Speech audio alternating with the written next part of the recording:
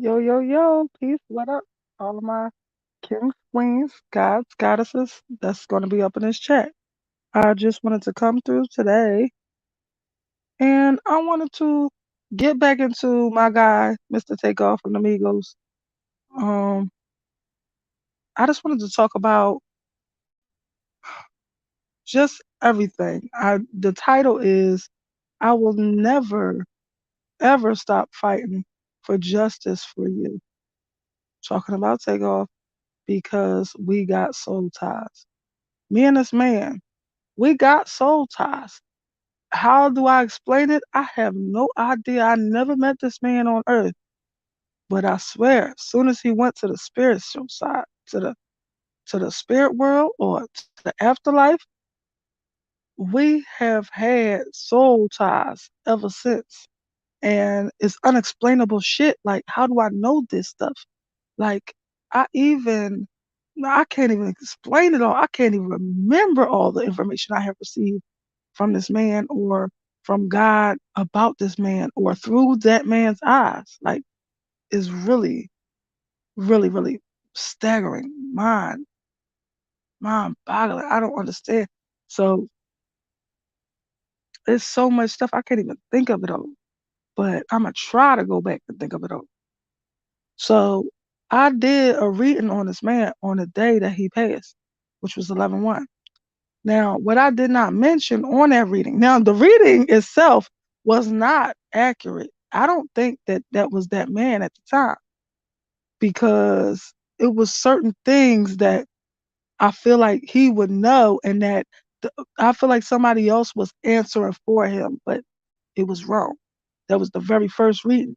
But the one thing I did get, it could have been him. It could have been him because I kept getting conflicting answers.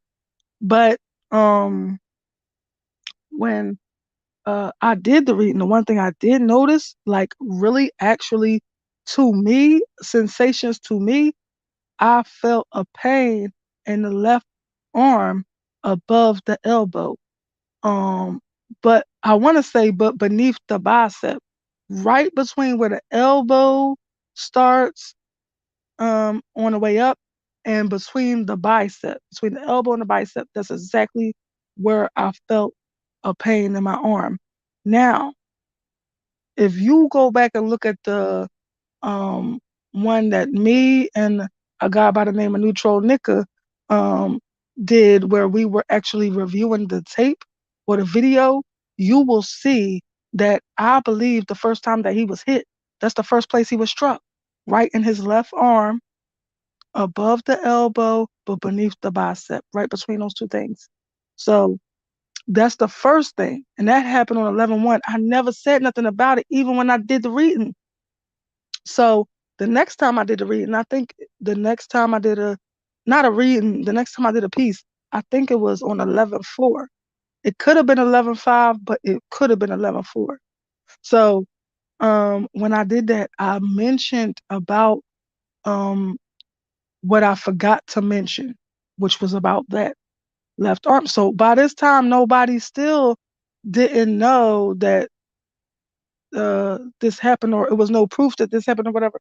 But they also was saying that um, he was hit through the torso and it came out the arm, which I was believing that, and I said something about it. I said, "Well, I heard that one of his that a bullet exited his arm or whatever, but that was not accurate. I don't believe that because um, just by what I saw and what I felt, if it was that, I would have felt a pain from the torso through to the arm. So that's not true. The first hit was to the left arm between the elbow and the bicep. Then, I thank God I didn't feel the one to the torso. I would not have wanted to feel that. But later, I did feel the one to the head. I really did. And so what else happened from there? Um I also was like, I remember having dreams. I remember like asking questions on my divine rise to the ancestors or to take. And the answers that I was getting, um, it was like I knew what he was gonna say before he said it. Like, um, I just always knew what he was gonna say before it was said. I let him answer, but I always knew what the answer was gonna be. And once I let him answer, I'm like, I knew you was gonna say that. Like I always was just on the same frame. And I believe that we got these soul ties because of our spirituality. Also, um, I felt I was talking about this yesterday, on my live yesterday, that I felt the hit to the bullet to the back of the head. I'm not even gonna tell y'all the rest of that because it's more to that than you know. It's more to that than you know. So I'm not gonna tell the more to that part. I'm just gonna say to the back, um, right part of the head, but it's not that far right. It's more closer to the center, but it's still right of the center. So I felt that. I felt extremely dizzy, like where I couldn't even, if I would have been standing up, I wouldn't have been able to stay on my feet. So I felt what he felt. And I believe that all these different things, I also, hold up, I also um received names that got to do with him, like people in his family, but I'm not, well, not exactly in his family, but people that are close to him or close to people in his family. So like I was asking for some certain type of information and then I got this information. It was like they gave me the right information but the wrong person or something like that. But this person was still a real person in his family. I'm not going to say these names because you know how social media is. They'll bombard the people and harass these people. These people might end up getting hurt if I said their names. So I would never do that. So I was given the mom best friend name. I'm not going to get into that, but I was given that too. Um, I was given that through a dream. I had a dream. I received so much information about this man. It's like ridiculous. Like, so I had a dream that like the mom best friend was jumping on the mom's other friends because she needed them at this point. And where are they now? Like the mom is obviously a type of person that give her all and be there for everybody. Obviously, I don't even know her, but I know she's that way. And the mom is a person that does like tries to be there for everyone and does her best and tries to be the best person to everyone and be there for everybody. But when this happened to her, her best friend was like, "Where the f was y'all at? I'll be up with her. I'll be." She said something like, "I'll be on the phone with her." Like I'm not gonna get into the specifics because I really want to save most of it for the mom if I ever meet her, because I really believe I'm going to meet her. I don't know how, but I believe I'm going to meet her. I got the faith that I'm going to meet her because I need to tell her the right things to get this, to get her son justice. And I believe God is going to make a way that that somehow, some way we meet or we talk to each other so that I could give her this information that I need to give her. So, um, and I believe all of these things have happened. All of these connections have happened because of our spirituality. We have a spiritual connection, like literally. Like, even though I'm in the earthly realm and he's in the afterlife, it doesn't matter. We still have a spiritual connection that is stronger than most, you know? And so, um, our spiritual connection, I believe it is because we both are into the same spirituality, which is Kemetic spirituality. And you heard that, that's a yes. So anyway, which is Kemetic spirituality.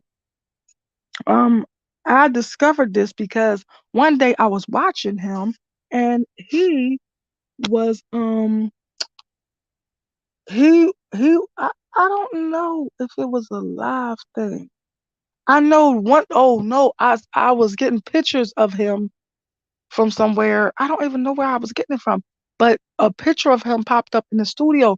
He had on the Ankh chain, which is ANKH, and it's an ancient African type of symbol that represents the true Trinity before it was changed into the cross. But it was the true Trinity, and that is the man, the woman, and the creation, which is the child. That is the true Trinity. And this is the Ankh that represents this. So so I saw that he had this chain on. So I'm like, Tate, you into what I'm into? And he like, yeah. I'm like, you know what I'm talking about? I'm like, so then I started talking like, Comedic, you into comedics? He was like, yeah. I asked him where he learned it from. He did this symbol. I don't know. He did a symbol to say he learned it from his mama. Or he learned it from mom. Is my symbol for mother. And he did the symbol, and I'm assuming it means he learned it from his mom. So So he's into comedic speech. Hey, boo, how are you? I saw you today, Missy. You'll never guess where. Just because I don't comment, I'll be there. Sometimes. I saw you today, girl. You know who I'm talking about? You know where I saw you at? You know where I saw you at, Missy? So, uh, but yeah, it was at you know where it was at. I think you know where it was at. That might have you might not have just been one place. You might have been more than one place today, but I saw you today. But so what was I saying about oh, that we are bonded by this spiritual connection. Yup, yup. You knew where I see you at. Yup. Hey day love, how are you, up love? So yes. And so anyway, yup. So we are bonded from the spiritual connection, me and Takeoff. Um, yo, hold on. I want to say something about him. Yeah, I didn't know that was the morning time. I thought it was like the afternoon because it was shocking. Whatever time um, it wasn't a normal time for him. That's what I remember. So it could have been the morning, but it could have been like almost 12 o'clock or something. But I just remember it being late, like. And so, oh, it depends on where you at. See, it depends on where because we probably live in two different places. I live on the East Coast, so for me, if it was like it was probably like 11 something or 12 something when he came on. So it could have been morning for you if you live in Cali or something. So yeah, but yup, I was proud of him. I had first came to check him out, and I watched him for probably about 20 minutes, and then I went and watched somebody else, and then I came back when a person was done that I went to watch. Uh, Dad was still alive, so yeah, and I seen him. Oh, okay, yeah, but it still would be a time difference, wouldn't it? It would be like at least 1 hour, right? Cause I'm at West End. Hey, they ain't got a trip. And it's something two or something at West End. Yo, so anyway, yo, that used to be my joy. Nelly used to be that guy. So anyway, um, so um, what you say? Yep, it's the time difference. Yeah, yeah, yeah. So it's probably like 1 hour. But yeah, so I was proud of Dad though. Just on a side note, real quick, he when he said something and he started cursing, I'm like, that's right, Daddy's. I wanted to say something so bad. I want to say, get it out, say it, but I can't because I will trigger him. So I can't. So yeah.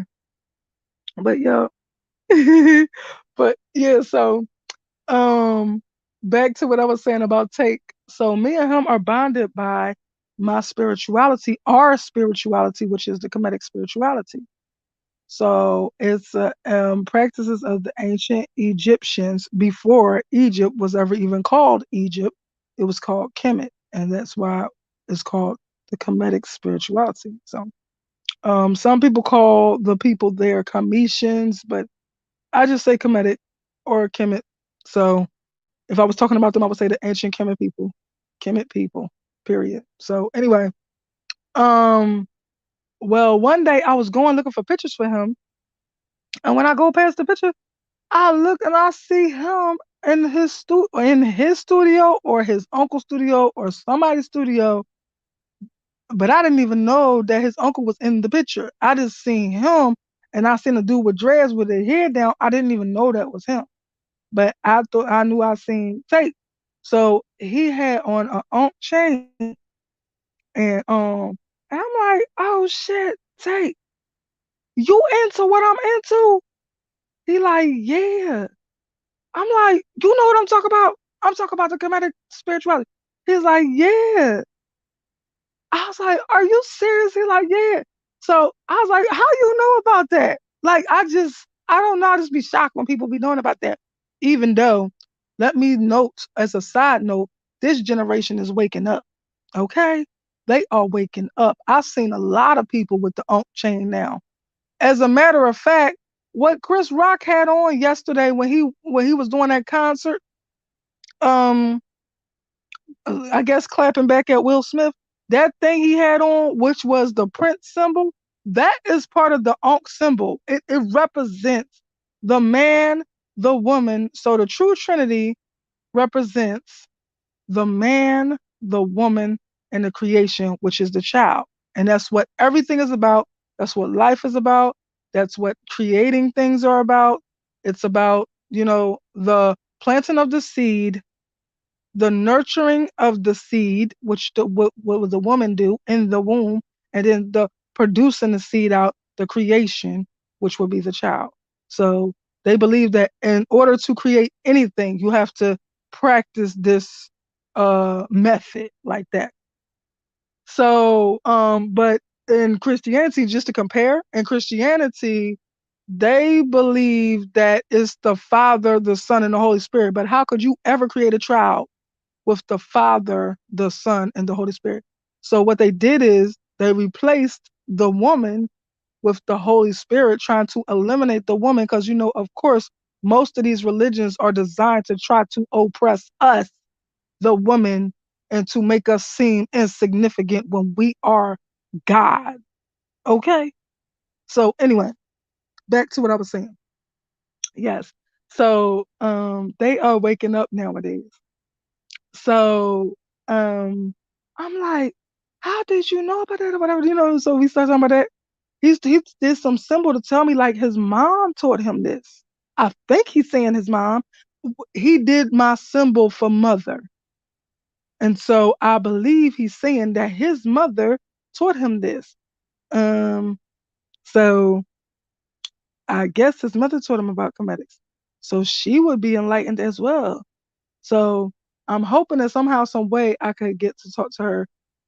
And I'm not even going to touch on the comedics. I mean, if she wanted to touch on that, we could, but I really just want to guide her in the right way to get her son the proper justice, because I don't believe she's going to get it in Houston. I just don't trust him at all, not in the least, because the man who, eh, quote unquote, supposedly runs Houston, he done paid off everybody in Houston, from the judge to the DA to the police, including especially that chief of police. When I look in his eyes, I see he is a creep. He is shady, and he is up to no good. He look like when you look into a criminal's eyes, and he's supposed to be the chief of police. But so I know he being paid off. The DA is being paid off with this crazy narrative that they only going after the person who fired the lethal shot, and it's not little Cam. When you seen little Cam raising up the weapon right in front of Takeoff, but somehow, some way, he's not the one who fired the lethal shot. They want us to believe that Pat, the man all the way like 30 something feet away from Takeoff, is the person who Matter of fact, more than that, probably 50 feet away from takeoff, because this is after takeoff ran up to the front. So they want us to believe that this man is like 50 feet away from takeoff and fired this lethal shot and murdered him, when that's a lie. And the reason why I believe that that story spins like that is because I believe that little Cam, I believe that little Cam, Cameron Joshua, that's his name, but I believe that Cameron Joshua went to the police first and spun the story. I believe they didn't have much information. And so the way that they wanted to spin this and they hoped to get both people off is that he went to the police first, and he said that let me see what I had down, because so I believe that the thing that did the fatal shots is the 45, because it's somewhere noted that he was shot with a 40 and a 45. Now, one of these had to do two shots, because they were trying to say that he was only hit two times, and that one bullet went through his whole entire body from right to left, and that's not true. So because I would have felt it like that if it was true. I only felt that the first hit was the left arm between the elbow and the bicep. So that is the first hit. And I showed it to y'all. Was you on my live that night when I was on there with New? And I showed it to y'all. And he kept saying, no, that's the TMZ sign. Well, if that was the TMZ sign, why was it not read no other time but then? Like, that's not the TMZ sign. That's BLOOD, showing exactly when that man was hit the first time. So, so then, the second time was when Chucky Dow jumped right in front of him, which made him try to go around Chucky Dow, and then Cameron Joshua is right there. And he like, oh shit, like that part was a traumatic part for me, because like I said, we got a spiritual connection. So I'll be seeing through his eyes. Like, it's almost like I be reliving this. Like, it's probably him reliving this, but it'd be like it's me reliving what happened to me and it's what happened to him. So anyway, like, but then he goes around, and then Cameron Joshua is right there. He like, what the like, you know what I mean? Like, where the F he come from? And then he raising up his shit. So if he raising up his shit, you trying to tell me that this man did not fire when you actually raised your shit up the way that a cop would actually. So I believe that Cameron Joshua went to the police first and put this spin on it, and then said that what's his name? Pat fired the 45, which I believe fired the lethal shot. I believe he went to the police and told the police that Pat fired the 45 when Cameron Joshua had the 45, which fired the lethal weapons. That's what I actually think. And I'm hoping that they not mixing all this bullshit up and making it a whole hot mess so that everybody could get off. Because if they do, it's gonna be hell to pay. We gonna tear this shit up. We gonna tear everybody's shit up, because it's not cool. This man did not bother nobody. He was a great man, and he didn't deserve to die like that. And he didn't deserve to be murdered like that. And Houston PD should be doing more than the bullshit they doing right now. And if they don't have enough evidence, it's going to show that they did an incompetent job, and their agenda was to get everybody off.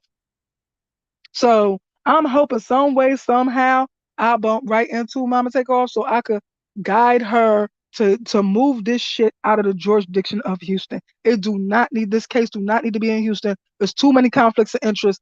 The DA is being paid off. The judge on the case is being paid off, because how you don't know what's on your docket? She was all confused. Like, she was like, when Cameron Joshua first came into that courtroom, the very first day he came into that courtroom, she's like, I'm confused. I thought he was supposed to be facing murder charges. So how do the charges be changed when this is your docket that was being presented to you? How is that?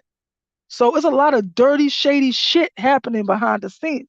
And then, not to mention that Jay Prince Sr. is paying for Cameron Joshua's defense. Okay, his 4 attorneys, he's paying for this defense. So it's a lot of shit that is shady as fuck.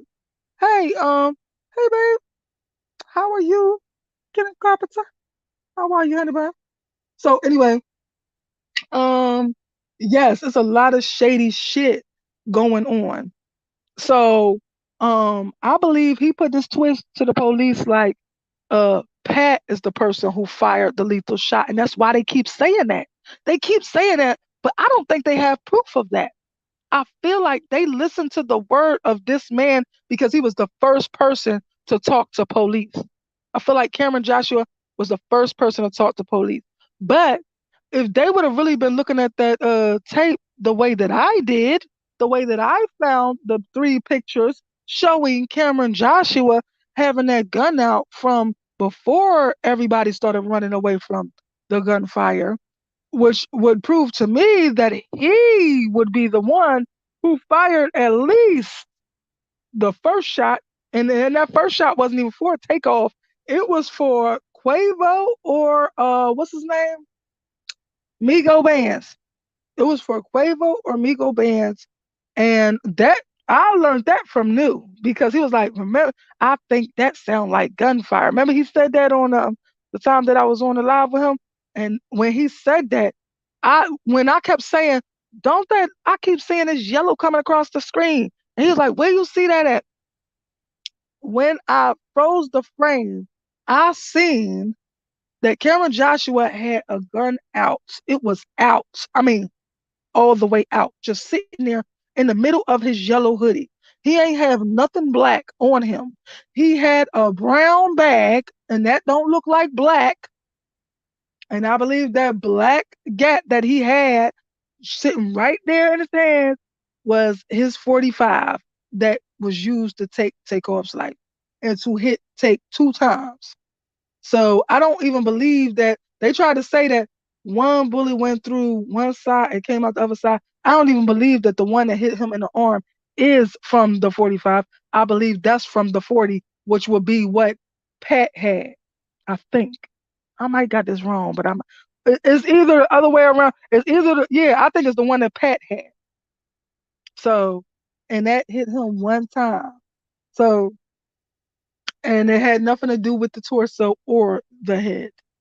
And so I believe this is how it's going to get away with this. And it's not to get away with this, get off from this because it already could have been intentionally made to get him off.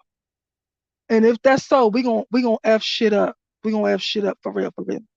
So yeah. But let me see. You say I gotta go watch a watch. Yeah. Remember, was you on it? You was on there because you was like, what's in his hand? I remember you saying that. He was like, "What's in his? What do you see in his hand, Ra?" But um, yeah. So I believe it's a lot of snakery, trickery. I actually know who videotaped that and sold that to TMZ, but I'm not gonna put that person out there because that person's life will be taken if they find out who it is.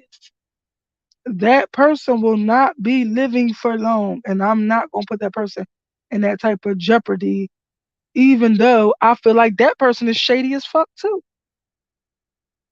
Like you selling videotapes to TMZ, but you don't know what happened. And that person, I believe, was also involved in the narrative spin because remember, everybody there was affiliated with the Prince Senior and Prince Junior and Jazz. So, and I personally think that Jazz did not leave and go to sleep and was woken up with the terrible news that Takeoff died. I don't believe that bullshit. I believe that Jazz was still there. I believe that Jazz was still there an hour later after they pulled up because I was told that he pulled up at around 12, at around midnight, that they pulled up around midnight. And so if they pulled up around midnight and then this crime happened at 2 something, So you gonna go and remember this was Jazz's birthday party. So you trying to tell me that you gonna go and stay at your own birthday party for just over an hour? You're not even gonna stay no longer than 2 hours, and this shit pop off, and you and that's what you doing? You just going to your birthday party to peek your head and you gonna just leave? I'm not believing that bullshit. I'm just not. Like, who do you know that would go to a party and stay there for an hour and leave, let alone it's your own fucking birthday party? That makes no sense. It just makes no sense. What you say, Junior walked by the way he did because he knew he wasn't a target, which means he knows who did it and why. Oh yeah, he definitely knows who did it. He definitely knows who did it. Now, I don't know which one of them said, "What is y'all doing?" Now, I personally think it was Jazz, but it could have been Junior, or it could have been Mike Prince. And the reason why I said Mike Prince, because when I was watching that interview, I don't remember what the fuck he said, but I said, so that was him. And it was something like that. He said, I said, what is y'all doing? Because some shit, he said, I said, what y'all doing? Or what, something he said. And I was like, that was him. But he could be trying to take the weight off of Junior. So you gotta think all the way through it because these motherfuckers be slick with what they be trying to do. So he could be trying to take the weight off of Junior, so Junior be exonerated from whatever the fuck is looking like, because we already seen Mike Prince was short in the middle of the shit. You know what I'm saying? So, but I personally think it was Jazz that said that shit. What is y'all doing? But I don't know. It could have been him, might not have been him. Um, So I feel like I remember the other day I did some. I'm gonna see if I can find it because I said something about all the people that I believe is involved in this whole situation. So let me see if this the one. No, this is the jeweler. Wait a minute. Let's see. Um on I dreamt, yeah, here it is. So so um I believe that it was at least 7 people involved in Takeoff's death. Now, I believe that the first person that is involved is this guy in a black hoodie that was standing directly behind Takeoff and what is that guy, the boxer guy named? Shakir Stevens, one of them, whatever his name is, him and Takeoff was standing side by side. It was a man right in back of them that they had no idea this man was in back of them. And this man was exchanging looks with DJ Pat. They was DJ Pat was all the way across the room, let's say about 20, 25 feet away from him, or maybe 30, 40 feet away from him. And they actually exchanging looks like they had a plan, like they talked about something that was about to go on and they was about to set something in motion. It was like they was signaling each other. So DJ Pat is number two. That boy in the black hoodie that was behind Shakur and Takeoff is number one. Now, then we talk about Chucky Doll, which is Bushwick Bill's son, who kneeled down in front of which let me say, by the way, shame on you, motherfucker. Shame on you. Your daddy will whoop your ass for being involved with this bullshit. So the third person is Bushwick Bill's son, like I was saying, but Bushwick Bill's son, who kneeled down in front of Takeoff, so Takeoff had to go around him.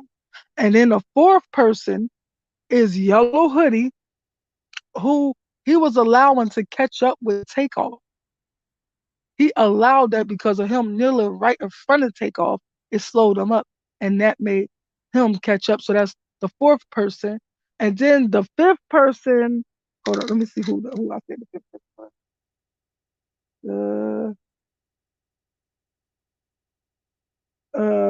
When I see Lil Cam, what did I say the fifth person was? The fifth person is, oh, the white hoodie dude. The white hoodie dude who was arguing the whole. So the white hoodie dude was saying something like, that's the person who said we want all them pockets, nigga. So that's the fifth person, uh, is the white hoodie dude. And the sixth person, who is the sixth person? I didn't drew a blank now. I had all these motherfuckers together. Let me see if I can find it. The sixth person. Bishop Bill son, white hoodie. Who is the sixth person? Um oh, and the boy in the white hoodie is who I think is Watkins in the paperwork as well. Let me say that. But I can't think of who is the sixth person. It's really bothering me. But I'm gonna come back to it. I'm gonna remember who that sixth person is. I said, let me see if I count this off right. So we got the black hoodie dude, we got DJ Pat, um we got Bushwick Bill's son, we got Cam, we got white hoodie, and we got the 29 shirt motherfucker that got that. So let me say that motherfucker should have been included earlier because the 29 shirt person and Cameron Joshua was side by side almost in this picture. Remember when I kept going back and forth with news saying, you don't see that yellow flashing across the screen or something? He like, where you see that at? Right there. If you froze the frame exactly when I said that, you will see that this dude that Cameron Joshua got his gun out like is right there in the middle of his hoodie, like right out for the public to see. Everybody focusing on Migo bands, but Little Cam had his shit right out. Then next to him is a dude with a 29 shirt. I don't know what the whole shirt say, but it say something and it say 29 on it. I don't know if that's a channel, if that's some type of style. I don't know, but it say 29, and he had his hand on his joint, just like he had his hand on his gat, just like Migo Bands did, but you didn't see it because Migo Bands had his on his thing in his pocket. So when when Quavo say, man, what he say? He be like, man, let's go. Before I had to hurt somebody or whatever. That right? When he say that, that man with the soon as Quavo walk off, that man with the 29 shirt, now his gat is right out. And I had put it right on the front of my uh thumbnail for what when I said something about this, like it was either titled "Who is the seventh man or involved," or it was the one before that. So I had three pictures, and it showed Little Cam with his gun out, and from almost the beginning of the argument, almost, but Little Cam with his gun out. Then it showed.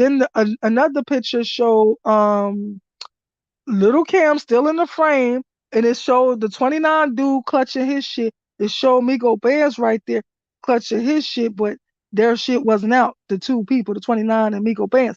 Then I had the third picture where 29 shirt had his shit right out, and he was aiming it like he had Menace to Society to the side, so he could have fired sloppily because don't nobody supposed to be shooting like that. Like all sideways and shit. So, but he had his shit out, but he was shooting in, I would say, in Quavo's direction. Actually, I would say that if he was shooting, he would have been shooting in Quavo's direction, the way I saw it. It was straight ahead of him. And so I don't know. But yeah, he had his shit right out. And if he had it out for what? Because you going to fucking use it. So that's the sixth man. When he should have been earlier up on the list, but and the seventh man is Mike Prince Punkheads because Mike Prince is I feel like he was fully aware of what the fuck I feel like he had to be somewhat aware of what was going on because I just didn't like the way he kept trying to simmer down Quavo like Quavo was the problem, and Quavo wasn't the fucking problem. Quavo now. Another thing that everybody keep trying to paint this picture like Quavo was irate. He was not the fuck irate. I know what a man sound like when they irate, and he didn't even start getting amped up until Mike Prince started trying to tell him how to talk and what to say to these. That shit was crazy. Like it was like they was trying to make Quavo out to be the bad guy when these motherfuckers on the left side is saying we want all them pockets, nigga, and all this shit, and like being confrontational and saying confrontational shit to him and saying, what else did they say? He said something. He said, oh, so when they was talking about, because first when they said we want all them pockets, nigga, uh, Quavo was like, fuck y'all talking about? Like, I mean, he just wanted to say something back to say like, you don't scare nothing over here, but he was not irate at all. He was very calm. He like, fuck y'all talking about. So then Mike Prince was trying to be in between the shit and say, they not gonna come at you like that. They not gonna disrespect you. They know who you are and all this shit. And so when he said they not gonna disrespect you, he like, to who? Somebody was saying that shit. I don't know if that was White Hoodie or not, but it could have been. It could have been Lil Cam too. But they was like, to who? To disrespectful to who? Like, how dare you say that we be like we supposed to fear this nigga or whatever? Like that's how I felt like the person was saying. And so, cause in the midst of all that, Quavo was saying something about he wanted a chance to get his money back or whatever. And then Mike Prince says to Quavo, just tell them you don't want to talk about it. Who the fuck? What type of white boy shit you on? Like, who is gonna tell somebody they don't want to talk about it in the middle of a fucking argument and somebody disrespecting them? Like, that's the craziest shit I ever heard. So, um, would you say who was who? Who was Mike Prince? Yeah, Mike Prince is the one in the military jacket with the dreads and the white hat that was everywhere that night. That's why I know that motherfucker was involved somehow, some way. He was too involved in every fucking thing. He was gambling next to Quavo with them fucking loaded dice, in my opinion. Um, well, not just my opinion. I was told that by the ancestors, but he was gambling next to Quavo with them loaded dice. He had somebody shooting that to get a photo op because another thing I didn't never say, he's a fucking publicist. That's what he do. He get publicity for his family, in which he was crying about. So he gets publicity for his family. If you go look on his page, that's what he does. He just drum up publicity for the Prince family and for Rap A Lot Records. So and for mob ties and all that shit. So that's what he do. So he had this girl taping him. Well, I think it was a girl taping him across from Quavo. Then remember, New was saying some girl got in position to tape. I think that girl is linked to him, and I think that the person that was taping it and sent it to TMZ is also linked to him. So if all this shit was going down, I can't believe that you had no clue how this shit could turn out. I feel at the very least you knew that Quavo was gonna be robbed or a target. Like, and even from the beginning, he was real thirsty for the attention, trying to drum up publicity to show off that he been with Quavo in the beginning when they first got in the car. When they was about to get in the car and they was smoking outside. He like, hey, nephew, and all that and all. And something he said that let me know it was his ass taping before he turned the camera around on himself. So, damn, a moose just attacked somebody. He gonna fuck that man up. Yo, damn, that was crazy. I just was watching TV and I see this moose attack this man. So anyway, but damn, he moved fast though. He got out that way. He said that big ass moose ain't gonna get me. Look, so anyway, um, I forgot what I was saying. I got distracted by the moose. But anyway, Hold up. Quavo. Mike Prince. I got a problem with him being everywhere trying to drum up publicity. He was all over Quavo like white on rice, trying to get some type of publicity. Like even when the drama was happening, he got somebody taping on the side, if you ask me. I don't know if he told that person to do that, but it just damn sure seemed like it because every other thing was him being taped with Quavo. Why? Why? Something is up with that. I'm trying to tell y'all. Like he is involved in some way, somehow. He was aware that Quavo was a target. I believe Quavo was a target before he ever even fucking came there. Like he was a target for something. I don't know if it was just to get him out of his money when he was gambling, or if it was all the way to the extent that they was literally gonna pull out gets on him and rob him. But he was the intended target and he was the original target from since before he ever even fucking landed in Houston. Okay? So that's how I feel about it. And then they didn't even know that Takeoff was coming. Takeoff was like a pop-up surprise.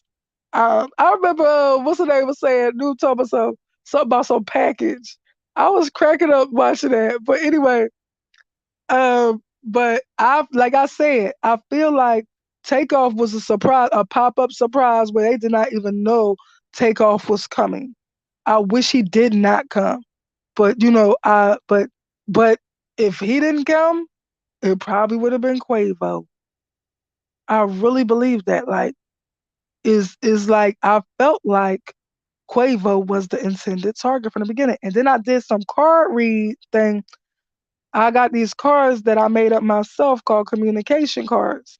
And when I wish I had all my responses written down, but it says something like um Uncle Target, no, plan transitions, which means change. So the plan changed. Uncle, something about Uncle was like the target or something. And he said Uncle still alive. Uncle business partner still alive. So that means that Quavo was the intended target and that it changed to Takeoff in the midst of the bullshit. And the reason why he's saying that is because his uncle, the intended target, is still alive, his business partner. So that's how I feel about it. So yep, yep, I feel it also. He was intended, yeah, I feel like he was intended target, boo. Right. He knows what it may not have exactly. It didn't go as according to plan. I don't think that in the mix he thought that anybody's life was going to be lost. But I think that's why I don't know how far he this target was. Was they really? Because also what was found out about that guy, Little Cam, was that he was found on either Instagram, Facebook, something like that. He was found making these crazy ass comments about Quavo. He never liked Quavo. He was like pull up on Quavo and hit him with the Draco and all this shit. So he always had a beef with Quavo. He always was he did not like Quavo. And I believe that that boy in the yellow hoodie was harassing him the whole fucking night. That's why I keep telling y'all that. When I first saw him, oh, you know what, when we was talking about readers, I believe that New is also a reader. I would love to know what is his sign because when I started talking about how Quavo is, remember I said that I don't know if you was on there at that time, but I said I could look people in the eye and see all about them. I don't have to fucking know them. I could do it through a picture or in a live person. And what I see about that boy when I seen a picture of him, I was like, um, I was like, he what did I say? I know that he arrogant. I don't know if I said that, but I said he don't know what the fuck to say out his mouth. He got a real slick mouth, and he be like trying to heckle people, like trying to like I don't know. It's almost like he heckles or trolls people, no matter what they say. And I said, say for instance, Quavo said some shit like he was on his baller shit like, yeah, I just flew in from Miami or some shit. And then I said, Little Cam would say, nigga, you ain't flying from no motherfucking Miami. Get the fuck out of here with that shit and all this. And then when I said that, New was like, yeah, like He said it like, well, wouldn't everybody know that? No, everybody wouldn't know that. Just the reader would know that by seeing somebody's picture. So I think Nu is a reader too. I don't know what a sign is though. So yeah, but yup, set up for all right, yeah, same thing. But yeah, so yeah, but I don't trust none of them. I feel like all seven of the people that I named is involved. It might be more. Um, I ain't gonna take up for no. I feel like it's other people that should be guilty by association because I feel like Jazz and Junior should not have put these stragglers around $28 million men. Absolutely not. It's no excuse. Yes, they probably should have had. Um, I feel like, look, I ain't even gonna say that. I'ma say I feel like they thought that they were safe and they were promised to be secure with these people. So, and I feel like that was breached and Takeoff life was lost and that shit ain't cool. And I feel like that's really that's how I feel about it. I don't know if I even finished what I was saying about me and Takeoff connection, but I don't know. I just wanted to say all that because let me see if I forgot anything else. Let me see. I don't even remember where I got this from. Let me see. Um, oh yeah, I'm not gonna say nothing about who I think was taping that and sold that to TMZ because I literally saw who it was. Like, you know how we do, girl. I saw who it was, and so I picked up on that shit. So I ain't gonna say too much because I don't want that person to lose their life. And I was told, hold on, let me see if I can say this. So I was told that Senior, Prince Senior, Mr. Prince Senior, really is a silent owner of that bowling alley. Cause I heard rumblings about maybe that's really his bowling alley. It's not just his bowling alley. That other man is the front man. I forgot his name because he builds those bowling alleys all over America. But let me say, Senior is a silent partner in Houston's that bowling alley in Houston. Okay, so yeah, yeah. That's why I'll be asking them, what can I say? What should I not say? Like, it's a lot of stuff that I withhold, even though I tell y'all all the stuff that I do tell y'all. It's still a lot withheld. That's how much shit I know about Takeoff. It is ridiculous how much I know about him. Like, I know somebody in his family name. I was looking for one person name and I was given another name. And I found out this is really their fucking name.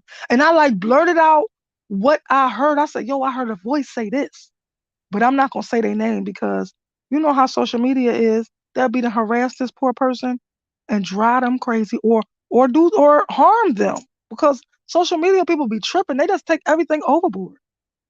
So then I also heard the mom, I believe it's the mom's best friend's name. Not her. I dreamt about it. It was like I did hear it, but I dreamt about it. Like it was like this is what I got from the dream. That that Takeoff mom is the type of person that's always there for everybody. Whenever they're going through something, she always there. She always trying to do something to help them, to mend them, to fix them, to heal them, that type of shit. And that's who she is. And then now when this happened, all her fake ass friends disappeared, except for this one lady that is her best friend. And the best friend was jumping on all the fake ass friends, like, where the fuck is y'all at? I be on the phone with her like oh, let me stop saying that because I don't want to say too much. So let me stop talking about it. Every time I get to there and then I realize I shouldn't be saying all that.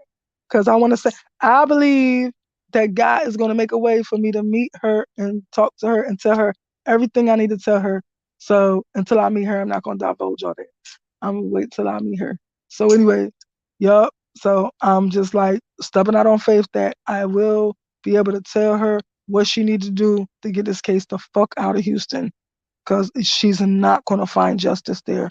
This man, senior, pays off. He runs Houston. He runs Houston. Everybody's scared to say his name in Houston. Any blogger from Houston do not say their name. So yeah, like yeah, I don't like that. So um yeah, but I wish it would be taken out of Houston. I wish I pray that mom see my, I don't know how it's gonna happen. I just pray that somebody that know mom will make sure she see. Man, they lucky. I was trying to find her. I think it was last Sunday. Was it last Sunday? Yep. Last Sunday, I was trying to find her. I was trying to find her. And if I would have found her, I would have told her everything I needed to tell her. But I don't know if this is true or not. I gotta check out myself. I heard that the trial is supposed to start. Let me see what today is. So Tuesday, Wednesday, Thursday, on Thursday. I heard the trial is supposed to start on Thursday for one of them. I don't know. I gotta see. I'm gonna go look it up because I'm not gonna put that out there unless I know that's the truth. But yeah. So, but yeah, we gotta see. Yeah, you said sometimes we shared the wrong time. I just gotta be careful because I could get real loose lip, you see, and I'll be getting all speedy talking and shit, and I might say too much. Yeah, I just had to stop myself sometimes because that's how I get myself in trouble. Because I don't bite my tongue much. Could be, but where's the camera footage? Because we know there. Oh yeah, oh yeah, it definitely is more cameras. Um, on remember I was saying this on the other thing when I was on there with New that the camera footage that I saw, it was like these two photographer people was on each end of the crowd, like they was taping for something. Now, when we see this footage where this photographer person was on the left side, if you look directly above the whole crowd of people and the other photographer person on the right side, you'll see cameras on the fucking ceiling. So how is it no footage? Like this is a mini mall. This is a mall. I ain't gonna say a mini mall. It might be a mini mall. It looks like a gallery type of mall. And so this is a mall. You saying it ain't no cameras in the mall? Stop it. Like they making it seem like it's just this one building. No, it's a mall. It's a 3-story mall. I wish I could go get the picture right now. It's a 3-story mall. Hmm. That today, tomorrow, yeah, today. Yeah. Hmm. So them cameras, it's cameras right above this whole crowd of people.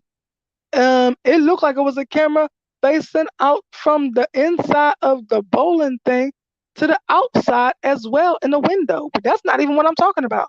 I'm talking about directly over the people. It looked like cameras is right there. So how you ain't got no footage?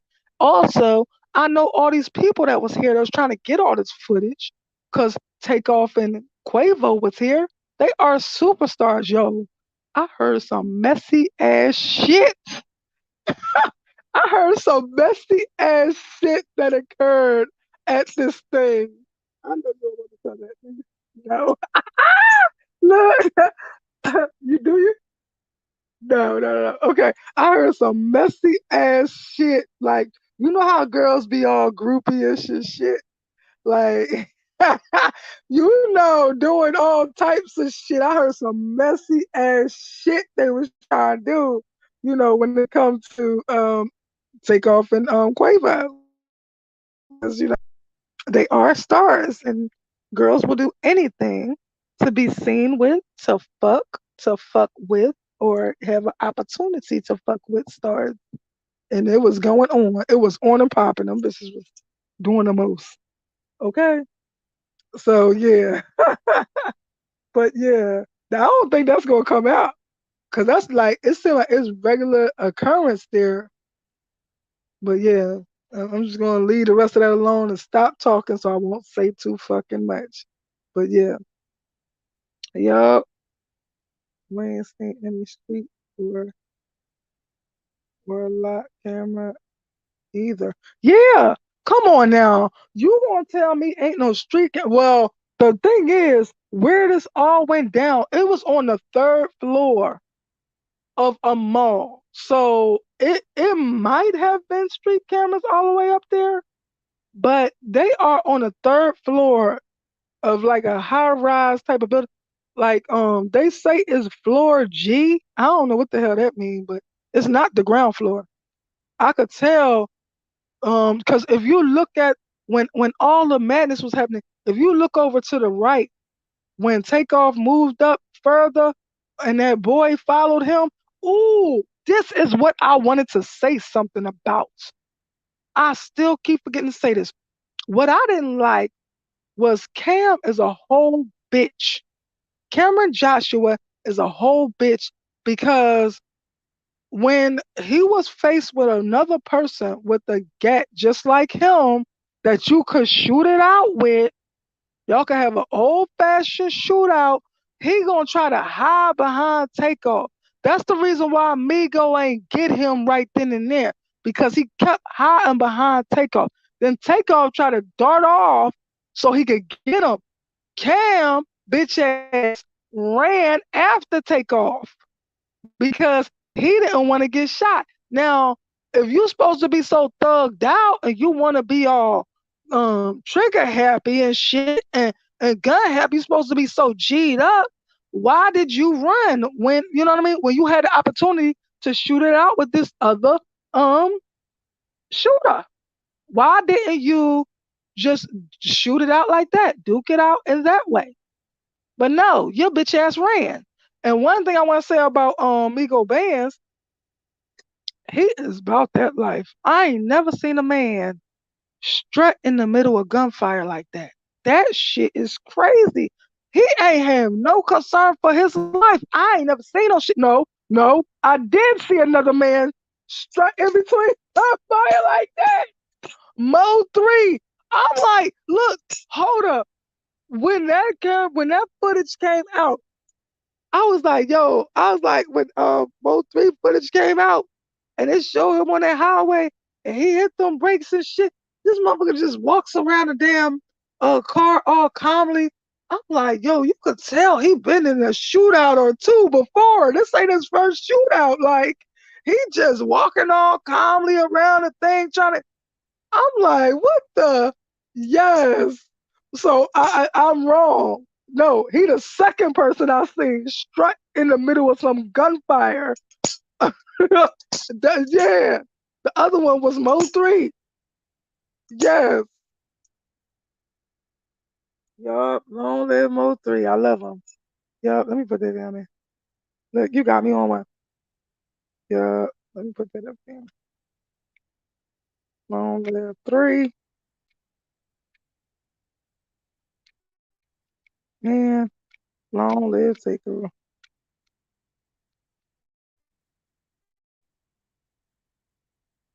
Um,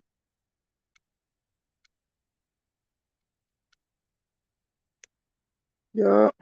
Got my angels. Yup. Yup. But yo, yo, I said both of them. Yo, Migo Bands is a. If I say that, y'all would know exactly where I'm from. If I say this slang, cause nobody say this but where I'm from. But yeah, but Migo Bands is about that. Like, I'm like, shit. He just was strutting all in the middle of gunfire, just going straight down the middle of the goddamn and just not even worried about his damn life. He was just chilling, just walking like it's a regular old day through the middle of some gunfire. Like he wasn't even in no rush. He wasn't trying to run for cover. He was just strutting through it. I'm like, damn. And then when he get up there, and I could see that Cam was actually scared of him. If I didn't know no better, just judge. Hold up, hold up. You know what? They love. I want you to go back. I don't know if you want to, but I would like you to go back and look at the way that happened. When Migo Bands, that's the guy in the black, um, coming down the hallway to come to where takeoff was, right? I want you to tell me what you see when he gets to Little Cam, and what do you read off of that situation? Because I don't even know if I should say something. I would love to know what you think. Because oh shit. Oh, I ain't mean to say that. Oh shit. They said Mike from Mob Ties said something. That's who I was just talking about. The seventh motherfucker that got to do with Takeoff Death. Mike from Mob Ties got something the fuck to say.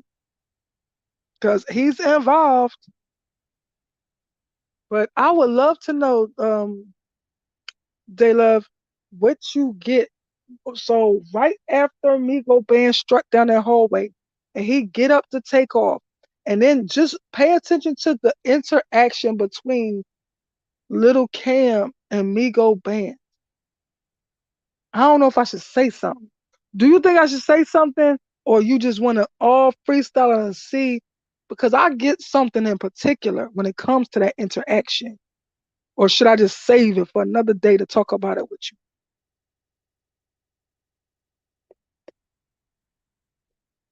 You said say the starting point. When Migo Bands be strutting down the hallway in the middle of gunfire, he gets up to where takeoff is. And remember, little Cam, the yellow hoodie motherfucker, he's there behind takeoff. And it seemed like he trying to hide behind takeoff. But I want to know, what do you get from the interaction, the silent interaction, or maybe they saying something that we don't hear. But what do you get from the interaction between Migo Bands and the yellow hoodie motherfucker? I want to know what you think, because I want to know if you get the same thing I get. Because I get something in particular. It tells me something, and I don't know if I should say something or wait. Yeah, hold it and let you watch it, and then we talk about it. Right? That's what I'm gonna do. Yup. I want to see what you sense and see if you sense the same exact thing I sense. Because, like I said, we're great at the unspoken shit, like the unsaid shit. That's where we are masters at. I know I am. So, because if I ain't no better, I sense something really strongly from that. And it actually made me change the way I thought about the whole situation. hmm I wonder what Mike Prince sniffling ass got to say now. Talking about, he says something. I don't care. I don't care. I pray that I'm going to pray. I'm gonna pray all night, or I'm gonna pray on a regular today, that somehow, some way, take off mama, get this information, and get a way to get into, or just hop in my comments. I don't care. However she do it. I hope she find a way to get in contact with me in some type of way, so I could tell her how to get this shit out of Houston, because Houston is corrupt as they fucking come. The whole Houston is paid off by a senior, and I believe that senior paid off all of them witnesses. That's why nobody ain't seen shit and ain't saying shit. I feel like they all their palms been greased. I feel like it was more footage than that one footage that was sold to TMZ. I feel like it was two people taping. Remember when news said that the girl was getting in position? That was across the room. Now the one that was sold to TMZ was in a totally different place. So what did that tell me? It's two different fucking cameras that at least that got this. At least two. So that's how I feel about it. Yup, yup, yup. We need some justice for yes, we need some yes, we need justice for Takeover.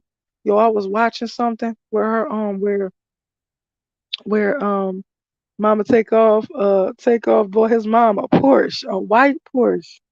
I was trying to find her, but uh he bought his mom a white Porsche and shit. And she was so in shock, like, I don't know, that's her dream car or whatever. And she ain't had no words to say. She just was like smiling and just stuck, like so happy, so appreciative. I'm like, oh, Take, you are so fucking beautiful. Like I'm always, up there like, but yet she was speechless. She ain't have nothing to say. She just was stuck. Like she was happy, but she was so stuck. She just never, I guess, imagined in her wildest dreams that she would be, owning a Porsche and and that would be her shit. And he just holding. It was probably like Mother's Day. It was either Mother's Day or her birthday, and he's just holding her like, what I mean? He just holding her like, like he got his arm around her, and she just speechless. She just don't have nothing to say. She just can't say nothing. It was so cute. It was so beautiful. You can look it up. If y'all can look it up, like take off by his mama a Porsche, and then y'all see it. But yeah, and the person that's talking, I believe that is her best friend, the person whose name I found out through a fucking dream, girl. And she was going off on all take off mom fake ass friends that then went missing when she fucking need them. Like she need as many people as possible to hold her up. This is some real serious shit she going through. Like one day I was like, should I try to find mama today? I don't know if it was yesterday or the day before. But I was like, should I try to find mama today again? And he was like, no. I was like, she having a real bad day? He was like, yeah. I was like, all right, I'm gonna leave it alone. So I just said I'll come back later and ask you, like another day and ask him. But yeah, the trial getting closer and closer for this dude Pat. And in my opinion, if DJ Pat did shoot Takeoff anywhere, he the one who shot him in the arm. If it was him. Because I don't even know if that was him. Like they keep trying to paint this like, and why the other two people that been shot, why are they not getting justice for being shot? This girl was just on the TV talking about how she was shot in her head. Well, I believe it was a graze, but it don't make a difference because if I was grazed in the head, shit, I might as well have been shot in the fucking head, and I want justice. You know? So why haven't they had justice for whoever shot them in the head? Where are they at? And why ain't they trying to get justice? Or why ain't HPD trying to see that they get justice? Like HPD is very fucking suspect. I don't fuck with them. Yup. It's so shady. But yup. Um, I don't know. I think I said all I had to say. Oh, I was gonna say something about the bond that we had through comedic spirituality. I was gonna say something about that, but I don't really remember where I was at with it. But yeah, so we both share that in common. And I was like, why do I know more from him than anybody? Why? It's almost like I feel like we like intertwined and shit. Like it's so weird. Like I never knew this man on earth, but how am I this attached and connected to this man? Like, and vice versa. He connected to me. Like I ain't even gonna tell y'all everything because that's when it get weird. That's when it get weird, like, cause he be doing. Look, I don't care. Fuck it, I'm gonna tell y'all. So, it's this song by I don't know who it's by Queen Naja, I think, but it be like they know who to go to. Is all. But um, it'd be like, they hate on us, wishing we would fall. They want to see us fall, baby. So anyway, right? Every time this fucking song come on, right? So it's a song with this girl named Queen Naja, and then it's a dude by the name of Big Sean. So every time that song come on at a certain part where he be like, I see my future with you cause I met you in the past life, me and more. I swear to God, somebody from the rods before I ever even knew touches me on my shoulder or put they or like go across me, and that's like the ancestor symbol for a hug, right? So I'm like, one day it happened twice, and the second time I said, "Who is this?" And so when I said, "Who is this?" it did the sign for takeoff.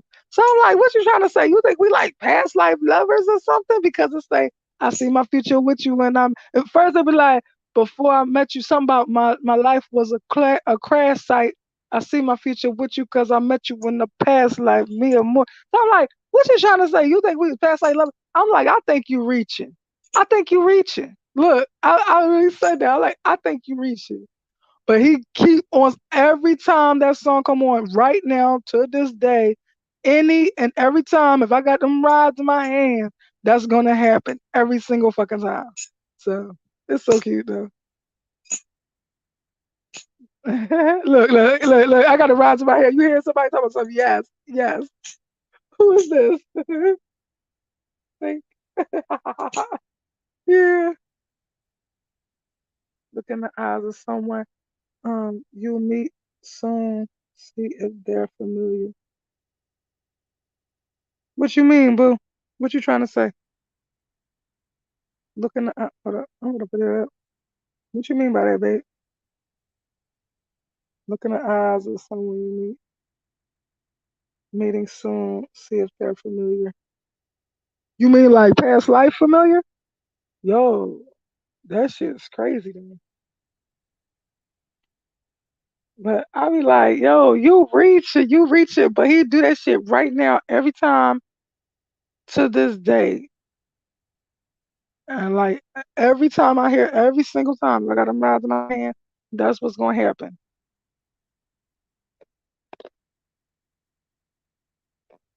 But it would make sense because the spirituality we into, right?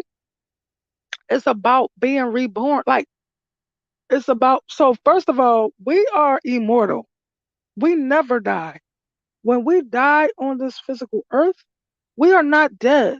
We just transition into another realm, into another dimension, as I would say, because I say dimensions. Um, so we are always alive. He said, no, it's crazy. I met this guy and we won't never be together, but we know we were before. Yo, this is what Takeoff be trying to fucking tell me every fucking time. I don't care how crazy people think I am. This is what this man be trying to tell me every time this fucking song come on. I'm like, yo, I think you reaching. But you never know because of our spirituality. It deals with being reborn and past lives and um like reincarnation, I guess, as most people would say, reincarnation. And the funny thing was, the last time I talked about it, I said, I don't know how I feel about reincarnation, though. And everybody I said this to this particular day gave me some type of spiritual lesson to show me how this is true. And they weren't necessarily trying to. Like my cousin told me something about her having some type of vision from some cartoon from 1936 or some shit. She like, you don't remember this cartoon? And so she went and found the cartoon. She seen the cartoon was from 1936. Now how the fuck would she know some shit like that? And then after her, then I went to this boys live that I used to watch, and this older man named Baba Rasa Shakur, he got up on this other man's platform and he was like, "Yeah, it's our job. We supposed to come here and learn the lessons that we need to learn, and teach the people that we need to teach. And when we're done living here, we're going to go back and do it all over again. We're going to be reborn. And like, it was crazy that this man just broke it all the way down. He broke it down where I understood what being reborn is about. Like, he's like, we just got to do it all over again. I don't remember what he was saying, but I just remember the way he said it. I understood being reborn, what it's about, what it's for, and why, and all that. And so that's just how life is for me. If I wonder about something, God in the universe will present it to me within 3 days of me wondering about it, and make sure I understand. And it will be constantly presented until I learn what I'm supposed to learn. Right. My youngest daughter looks exactly like my auntie who went on before her. She is my grandma's sister and best friend. Oh well, they all living their best life. Oh, and you know how everybody say rest in peace? Ain't nobody resting over there. Everybody is living. It's not a place. The afterlife is exactly that. It's after this earthly life you go over to the other life. So it's like after earthly life. It really should be called the after earth life, okay? Because they are still living. They are not dead. Like, they are not resting. You know how they say that, like in the Bible, that they're laying in their grave, or nobody's laying in nobody's grave. That is no longer their body. They are in the heavens, in the afterlife, in the spiritual world, whatever you want to call it, and they are living their best life. Well, most of them are living their best life. It's all about how you treat the people on this earth. Because if you ain't do right by them, then you want some other shit now. Like, you know what I'm saying? Like, so if you ain't do right by people and you was like on some savage, sinister, like, shit, then now you're gonna be locked away with all these savage, sinister people that's just like your ass, and now it's gonna be like kill or be killed. Forgive me, God. Forgive me, YouTube. I'm sorry. Didn't mean to say it. Strike that from the record. But that's how it's gonna be. I, I, I believe that pick out children for us. I believe us children. Matter of fact, that's what Baba Rasa Shakur said. I believe us children pick our parents. Don't let me get deep, girl. But this is what Baba Rasa. It's funny that you said that. Because remember, I said I don't remember what this older man said. But when you said that, it re-jogged my memory. So I believe that us, the children, pick out our parents. Like, so he was like, yeah, and then you choose a new mommy and a new daddy, and then you do it all over again. I remember. That's crazy that you said that, because now it re-jogged my memory to that. That's wild.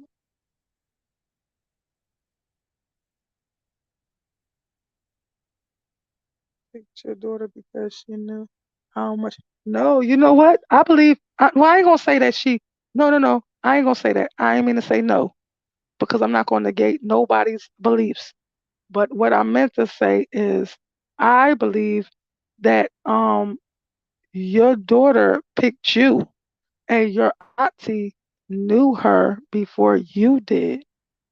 So, and she nurtured her and played with her. And even when she was a baby with not even enough words, she played with her and taught her things and all of this. Like, we think that our ancestors don't have a relationship with our children, but no, it's they are having a big relationship with them. It's just we can't see it with the naked earthly eyes. Like, they have a whole relationship. I really believe my great grandma, because we all have spirit guides. Let me say that too. We all have spirit guides. Okay, I can actually see that. My heart smiles. But yup, you crack me up with that. My heart smiles. What's that thing you be doing that look like infinity? Is that what you're saying? With that? thing with the it looks like DNA as well. But is that to me infinity? That thing you be putting up, that symbol? So, but I forgot what I was saying about um I forgot. I forgot. It was about the oh, I believe so we have spirit guides as well. Some people believe you have three. It doesn't matter how many you have. Like in my case, I believe I have a whole bunch of them because I actually reach out to so many of them. So if I didn't, you know, if I didn't, it would just be my ancestors. But because I'll be working on cases, trying to help people be found, trying to help people, get closure, and trying to help people nail the people that needs to be nailed, the people that need to be caught, trying to get them caught, like for them and help them from the other side. I feel like I got a whole bunch more spirit guides than most people would have. But if I didn't, it would be my family, I believe. But um, when I was born, I believe that my spirit guides were my great warrior pop, which is my great great grandfather, my great warrior pop, my great grandmother, which is summer spirit guide, actually. My great grandmother, her name is Sarah Ann Smith, and um my other great grandmother, which they call Mommy Gert. So I believe all three of these people was my spirit guides from a baby. So that's what I believe can be DNA. Mhm. Oh, okay. Okay. But what did you mean in that? Oh, you said it's life. Yeah, that would explain. Yeah, life would mean infinity and DNA would mean life, right? Facts. It could be. Because I said it looked like DNA to me, but it also looked like the infinity sign. Like, yeah, that's cool. Yep. And then she said energy. Yup, you're right though. And yep. So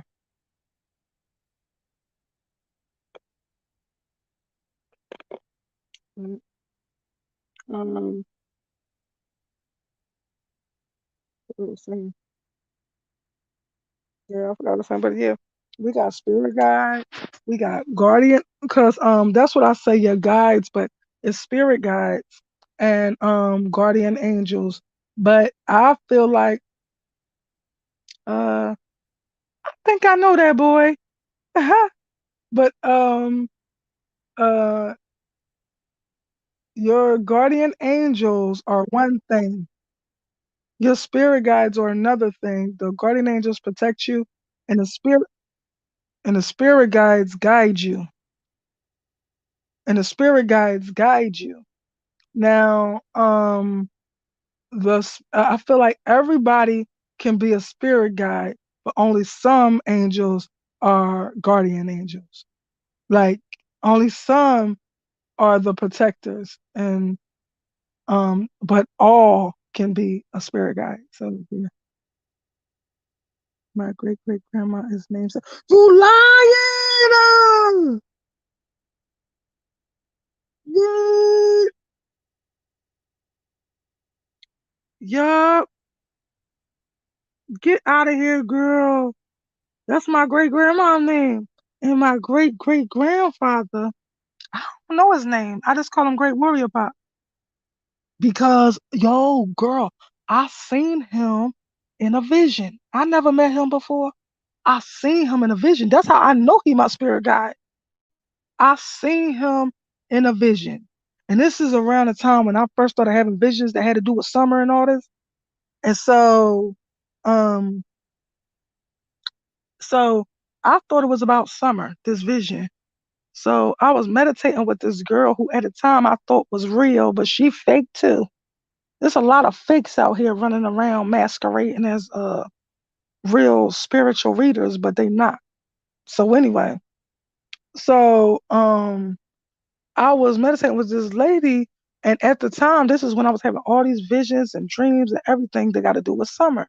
So I automatically thought it was summer because it would put me in this place where it's like a scenery. So I relate it to summer. So when I see a bunch of trees and leaves and shit like that, I would relate it to summer because because of the Warriors Path State Park thing. So anyway, so I was meditating with this lady, and then I started seeing the leaves and trees and stuff. It was like I was running through the field or something, and so I was going through there, whatever. It was like, I don't know. It was like I was going real fast. And then anyway, so then I gets to some place and I was like slows down. So I'm automatically thinking it's got to do with summer. So I'm like thinking that I'm gonna see her or something. So so it slows down. I get to this place and then I see this black buffalo. So I see this, I think it's a buffalo. Was it a buffalo? Yeah. So I see this black buffalo, right? And so, damn, they fighting this. So anyway, but I see this black buffalo, and then I come up to because I think it got to do with summer. So I'm like, I start talking out loud to the buffalo and saying, um, I start saying, you will not hurt her. You will not, like, you will protect her. You will not do anything to her. Like, I don't know. I just felt like I needed to say that. So, so as I'm saying that, I see this blue smoke like coming from around it. So I asked what that meant too. I found out what that meant. I just don't remember. I remember it's something to do with royalty, but it is like masculine royalty, right? Masculine royalty, and it got something else to do the blue. I can't remember. Is it a seer?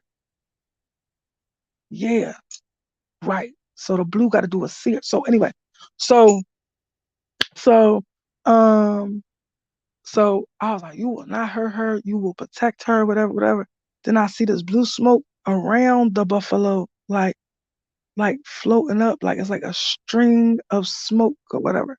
So and it was real blue. It was like not baby blue, it was blue, like royal blue. Like so and or they might say indigo blue or something. It's different colors they'll say it is, but it's a deep blue. So it was just streaming like as if like how somebody smoke a cigarette or something and how the smoke just go up. It was like that. And so then at the end of the vision, because I'm meditating. So at the end of the vision, it was like it morphed into a person. It was like all of a sudden I seen it as a person.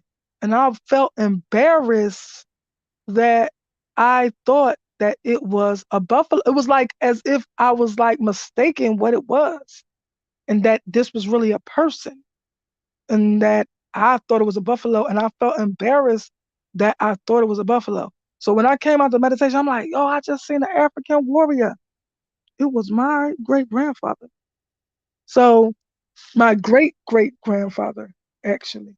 So and look, so what I seen when I realized that it was a person, I seen this tan war paint. You know how African warriors have it was war paint on his face. So later when I was asking around with the rods to ask the ancestors what all this meant, it meant that we was at war. He was telling me that we at war, but I got you. Like, you know what I'm saying? Like that's what my great warrior pop was telling me. And I think it had to do with summer because of a lot of the stuff that is connected to summer has to do with evil. Like that cult that I was talking about, um, they worship evil in that church. And everybody that's a participant in the church do not know that. They think they are worshiping God and they think they are really being the living, true word, like acting out the real word of the Bible. But they are actually worshiping evil. The person who is the leader of this cult worships evil, and he is leading a lot of these people to do the same and they don't even know it. So yeah, it's crazy. No, no, no, no, no, no. It wasn't her grandpa. But look, so I had made some of this song. I made some of this song one time. So I had put it on my page for her birthday, which was 2/4. So it should be on there on 2/4, I think. So anyway, so it's and so I was singing this song or whatever, I made this song for her and I would play that song to call her to me so I don't have to go and try to seek her out. It will bring her to me. It like summons her or whatever. So, so when I talked to her, because remember I told you I used to F with them spirit boxes. So when I was talking to her, I was like, I was like, did you like my spirit box? I said, did you like my song, baby? I said that I made for you in order, so I hope you liked it or whatever. Da, da, da. And she was like, yeah, song was so cute. Grandpa helped me sing it like 3 times. I just was cracking up. And I was like, I would have paid money for Grandpa to sing that song, like with his country self. He'll be like, Summer, I will love you forever. With his country self. It'd have been cute. Look, yep, I heard two people who don't know each other who are atheists say it's dark energy, just evil about the church. Yes, yes, yes. Yes. Yup. Oh, okay, right. Yeah. Yup. It is. It's very dark energy. And this girl named Sarah, Sarah Saving Spirits or something. I ain't never see her in a long time. I do need to see if she's okay or what she's up to, if she's a whatever. But um she is getting more attention and love than she did in this room. Yeah. Yup. I know my family. That my family is her family over there. That's my daughter to me. I don't care. That's my daughter. And, I don't care. I will whoop somebody's ass about her. I tried to jump on her fucking mom ass about her. Like yo, you know how we be knowing shit, baby? That's called claircognizance also. When you know, you just have a knowingness. And also, I meant to tell Joshua yesterday that that is part of the Virgo superpower. They have a knowingness. But so anyway, I just sought that lady out. I was in somebody's live. It was either Chris McDonough or I don't know who else I was watching at that time. It could have been the Justice for All person. I don't know. He might not have been out yet. Who else would I have been watching?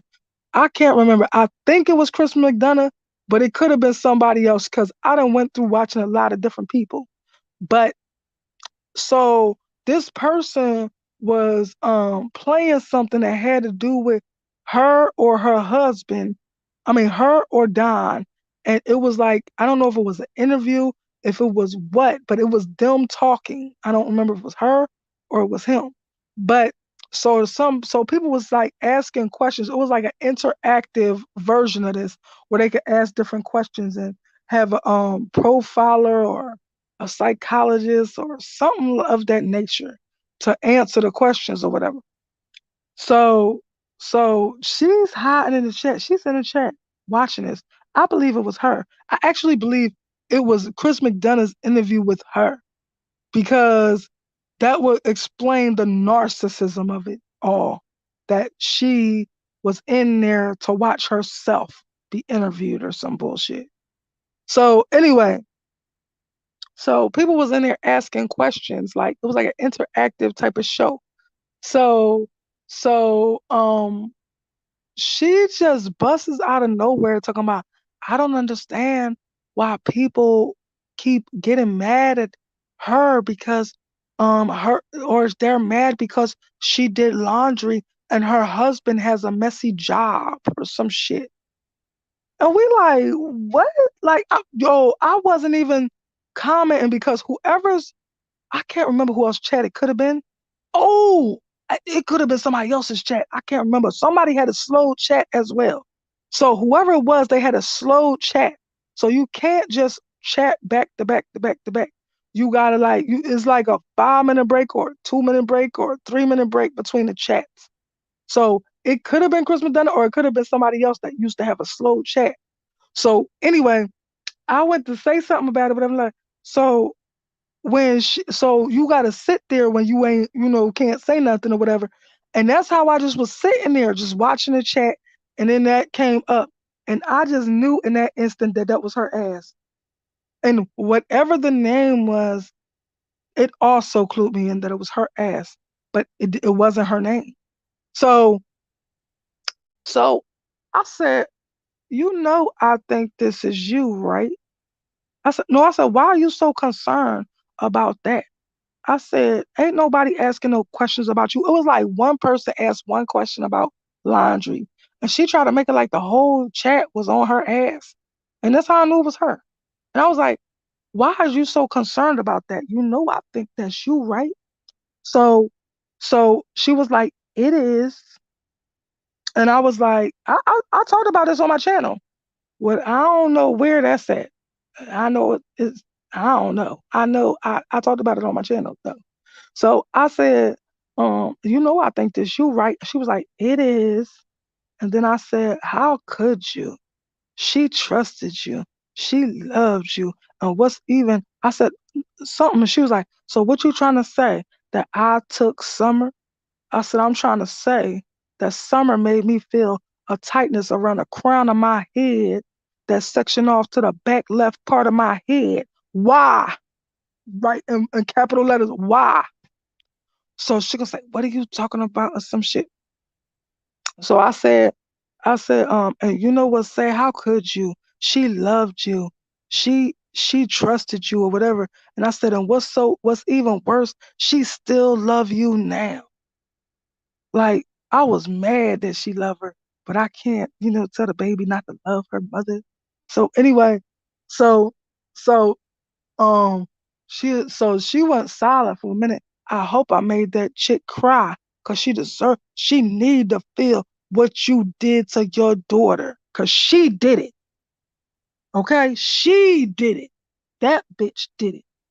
So so um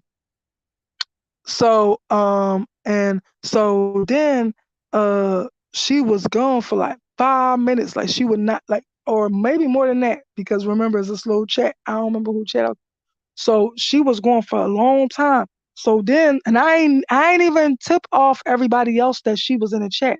I was going at her myself, and nobody else knew that it was her, but I was going at her. So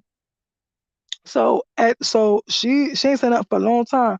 So then I said at the end of the interview or whatever, because it was coming to the end of the interview, I was like, um eh, um do right by her. Tell the truth. Like, tell, you know, like, do right by her. You owe her at least that much. And then, don't you know this bitch gonna turn around and say, or should I say Rose? I said, what the fuck she meant by that? She said, or should I say Rose? You know she got a sister named Rose that went missing, right? You know she got a sister named Rose that went missing 11 years before Summer went missing. And I ain't know what the fuck she meant by that. So that made me start wrecking my brain and all this. And that made me actually come up with the fact that I believe that Rose Meyer, which is the person that's responsible for the GoFundMe that has to do with Summer and had something to do with the GoFundMe that had to do with Rose Bly, um, Candace's sister, um, I that's when I realized that the grandmom is really Rose Meyer. That's why she said that.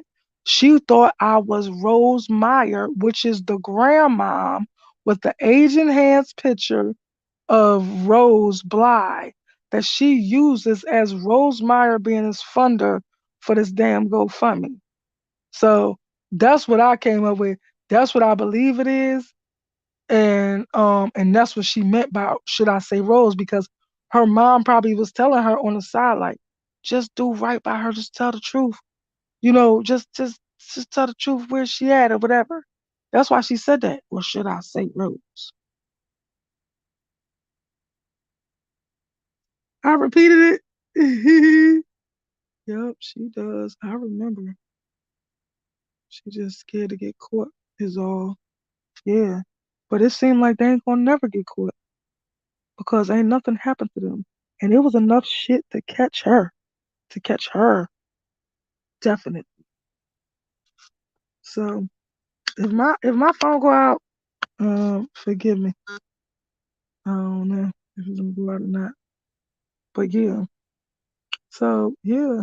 They had enough uh evidence to get her because it was real evidence. It was circumstantial evidence, but it was strong, strong circumstantial evidence that was in their possession, that was accessible to them, that I just reminded that they had this in their possession and I made it make sense for them. I linked it together to what it really means so they can understand what it is. And nothing happened to her.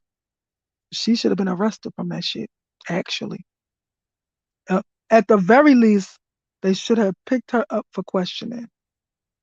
So I believe that the police is in on it.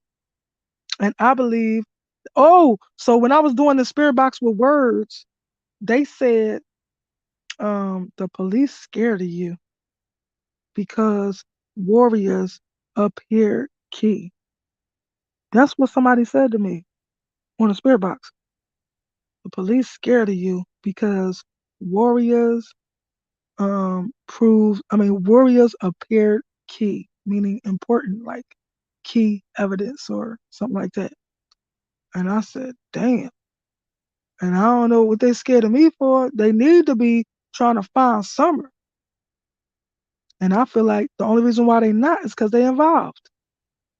And when I took this to TBI and I took it to um I called and sent it through internet and nothing. So they tell me that I feel like TBI is involved as well. Because why is nobody trying to get this baby, a little baby, justice? That's crazy.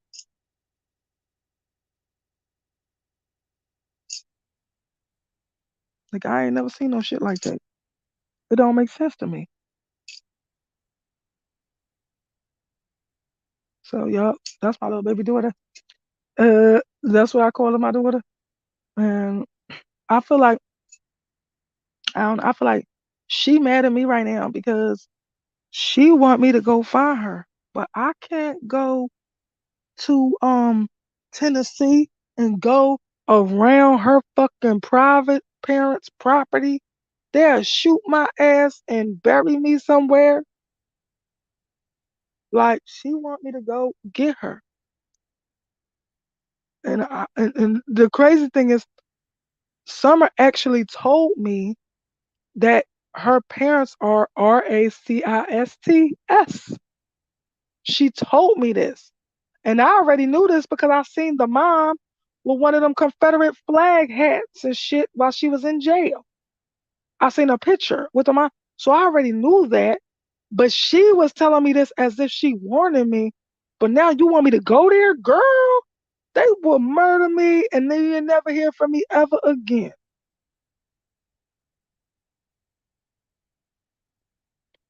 hmm hmm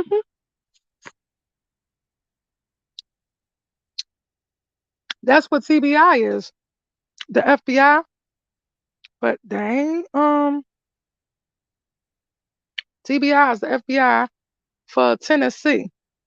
And they ain't do shit with nothing I gave them. They ain't even paid no mind. And I called into somebody and talked to somebody and they acting like they like recording this information. They ain't never do nothing with it. And I told them I was sending them the actual proof of what I'm saying, like how it ties together and everything. Like, and sending them the proof on the internet, and I sent that way, so it'll be a paper trail. So I got proof that I sent it, and they ain't do shit with it. Didn't even check it out. So I got proof. I got a paper trail that shows that they are frivolous and they don't give a fuck about finding her. And I don't like that.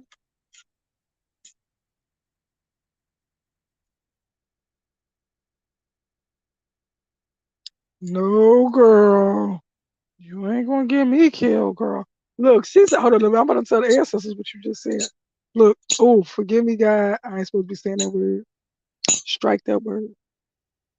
So, um, hold up. Ancestor, she said, no, Ra. If you're appointed to go, you will be protected. They said no. You ain't go. The ancestors. Who said that? God. God said no. Okay? Girl, you do not know how um RACIST and dangerous and secluded this area is. And in the back of where they all live, this area, it's like I forgot what they fucking call it. It's like a bunch of greenery and like swamps and shit that is all right in back of they girl. I could be never heard from again, girl. Girl. Girl, I forgot what it's called because I literally seen somebody go there looking for her, and it was in back of where Don and them live. It was in back of some other part where, cause somebody had pulled up to these streets with a car, and then they started walking with this person. I forgot the person name because the person actually know Don, whoever this person is. It could have been Justin. Is that their person name? Justin? Yup.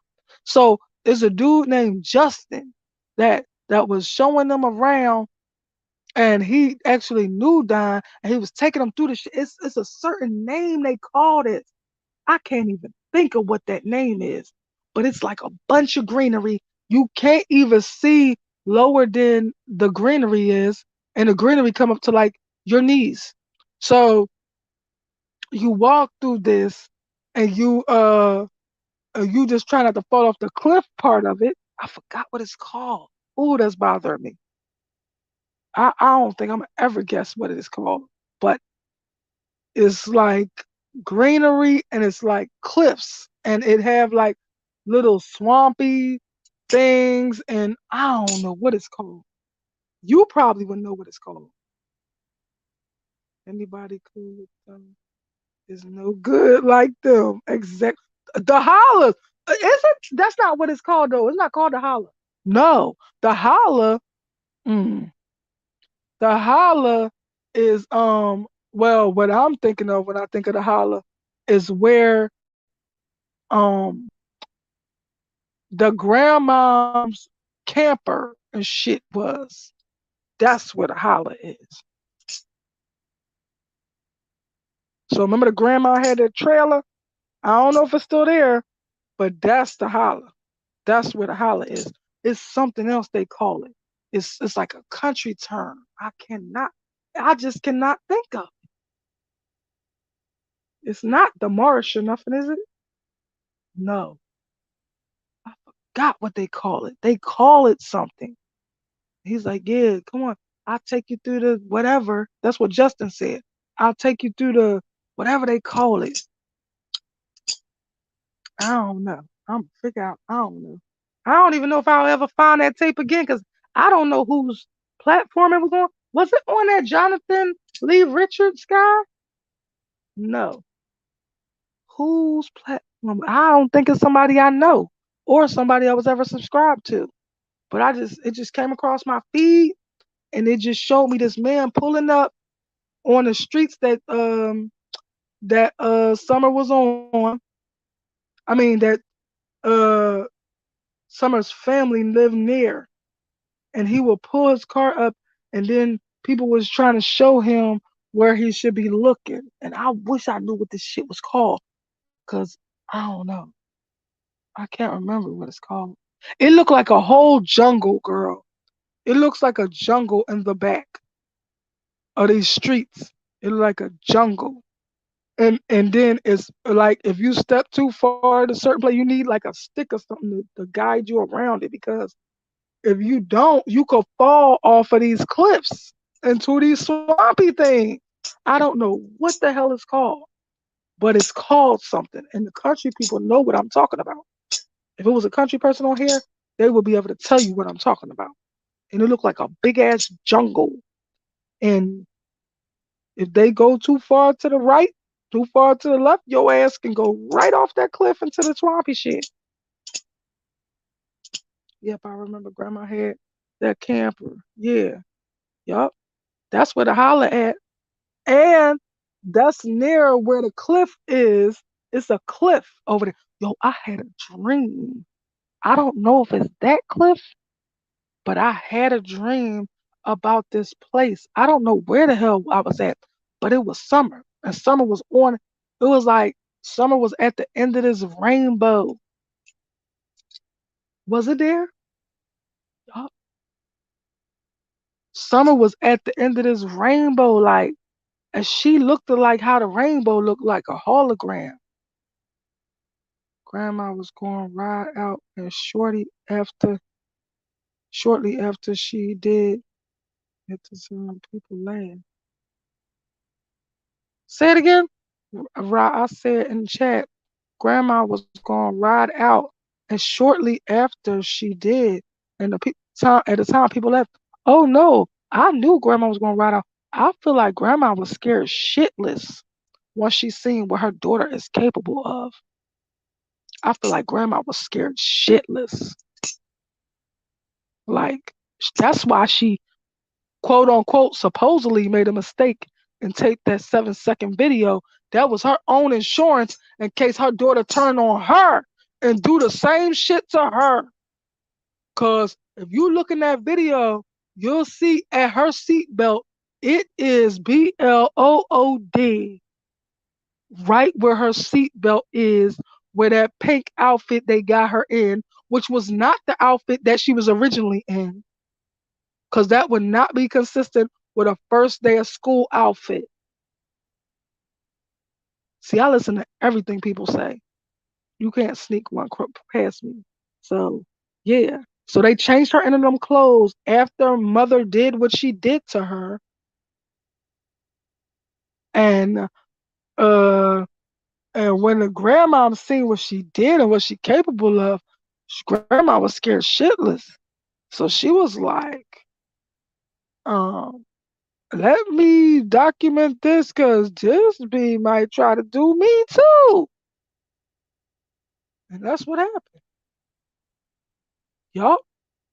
Yup. She was scared. That's why she was out. That's why she was out. She was scared. She was hoping and praying that her daughter, some remnants of who she thought her fucking daughter was, would do the right thing. And when she realized she wasn't, she thought, I feel like grandma thought that Don had some type of um hold over her and made her do this. But no, this was Candace doing. And she wanted to do it because she was jealous of Summer. Instead of protecting her daughter from this predator man that was her fucking father, instead of protecting her, she got jealous of her and would fight her own fucking daughter. And then it resulted in what happened to her.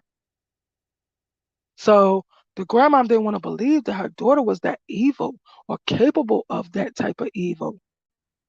But she was. She was the enemy. She was the one. She was the problem. I mean, both of them was a problem, but she was the one who did it. And the grandma couldn't face that her daughter really did this. So she kept thinking it was Don that put her up to this. No, I think that Don was devastated that his daughter was not here no more. Like, but They already like she tried to put it to Don. I feel like this. I feel like she put it to Don like she had to do it because she's about to start going to school and they was going to know what Don was doing to Summer. And that she had to do it to protect him, and that's the way she tried to put it. And um Don disposed of her. When I asked Summer who did this to her, show me, baby, who did this to you? She showed me her father face. So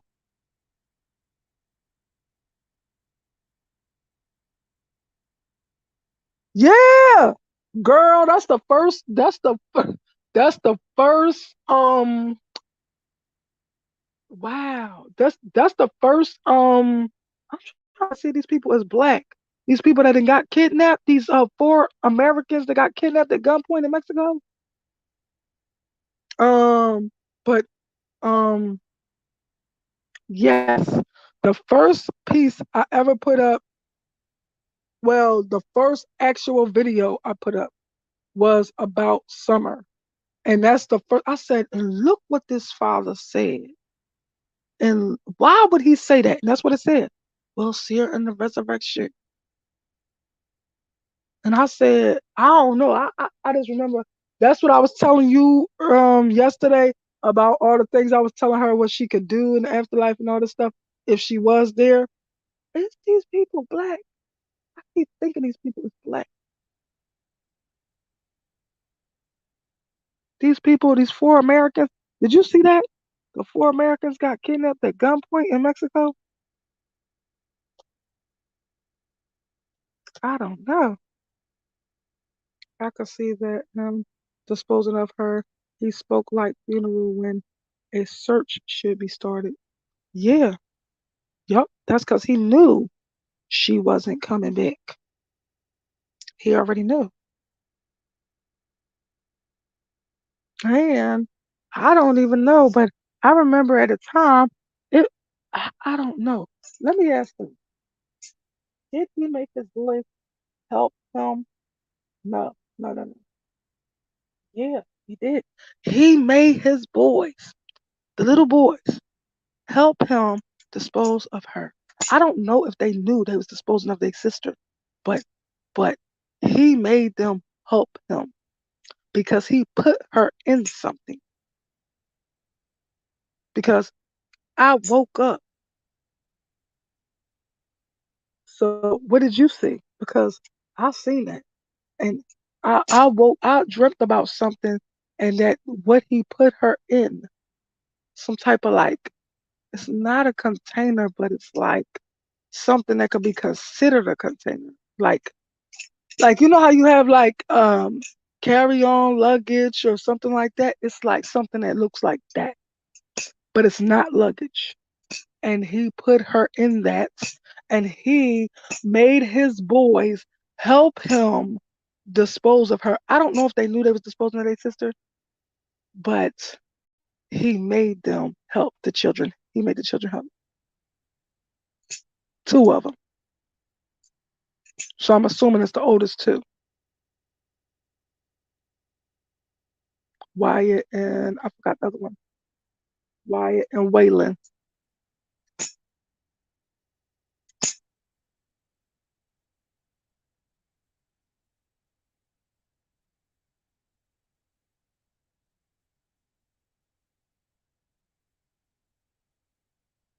Like I don't know if they knew that, but yeah.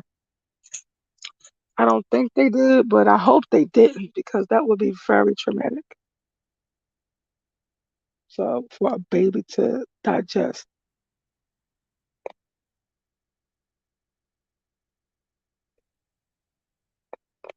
What?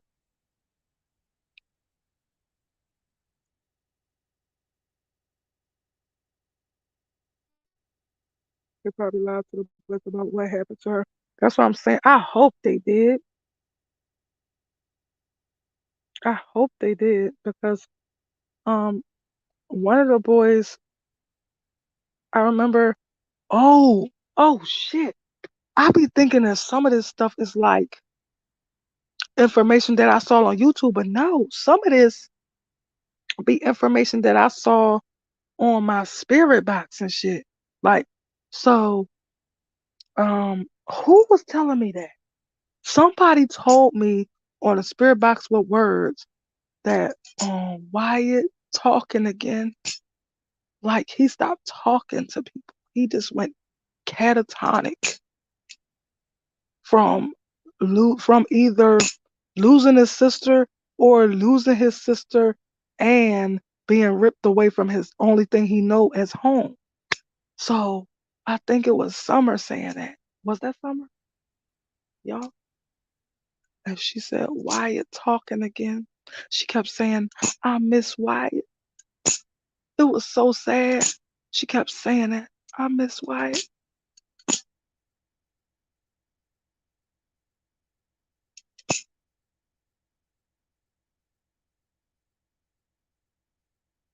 Looked like he already leaving when he was talking to.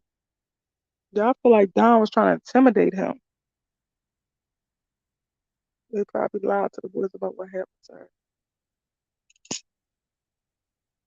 But I just remember her saying that I miss Wyatt. And I don't know. I got all the stuff on here. I don't know if I put the Wyatt part on. Did I put Wyatt on it? No, because I thought that was too personal. I thought that was kind of overstepping the bounds. That's why. So, but yeah, because she was worried about Wyatt because I don't know, he was going through some things.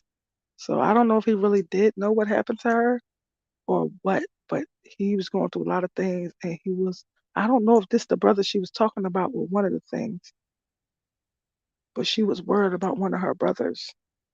Very worried.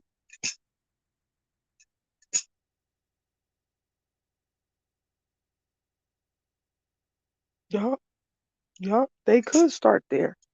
But they go into some type of meeting right around now. It might be the fuck today. They go into some meeting right around now where they could find out if they gonna get their kids back. The last what the, I watched some guide I cannot stand, but he was talking about when the meeting is, when the court date is that they can go and find out if they get their kids back. And this was probably like at the most 2 weeks ago. And so the court date probably happened already. I hope they can get them kids back. I said somebody need to save them kids. Summer saved them kids for a reason. I remember saying that. Whoever I was watching, I was like, "Do you think he should get the kids back?" Oh, it was this girl named Spirit Seeker. And so she said, "Do you think Don should get the kids back?" I mean, Candace and Don. I said no. I think Summer saved them boys for a reason and let it stay just like she made it. She saved them. If anything else didn't come good out of that, she saved her brothers from that fucking life with them.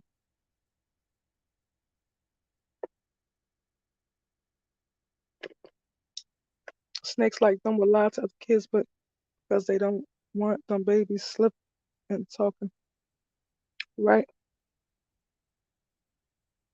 What? They have an opportunity to get them back. Yes, girl.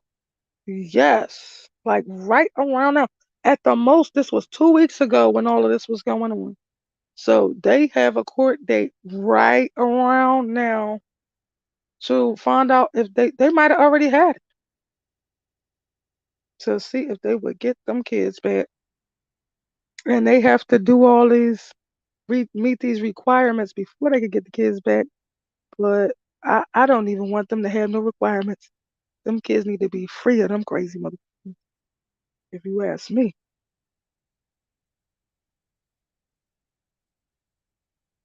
Yup. Summer exposed them to save her brothers. And if ain't nothing else good come out of that, that's what was good that came out of that. It's just they probably sad because they were separated, probably. So it's like their whole life of what they know is like changed. And I just remember she was saying one of her brothers is like going through something. I can't remember. She was really worried about her brother. I don't remember if it was Wyatt or not. She was like, brother, I forgot what she said, but this was a while ago. This was like a year ago. This was like a year ago, or maybe more, maybe a year and a half ago. Agree, Ra. They need to be free of them. Yes, they need to.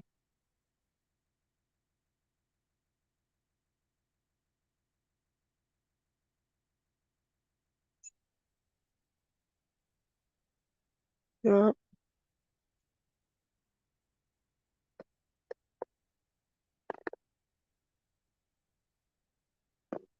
Mm-mm-mm. Trump and DeSantis gonna be going at it. These two fools, they gonna be going through it. But yep, you know what? I think I'm gonna, I think I'm gonna sign it up today and turn in for today.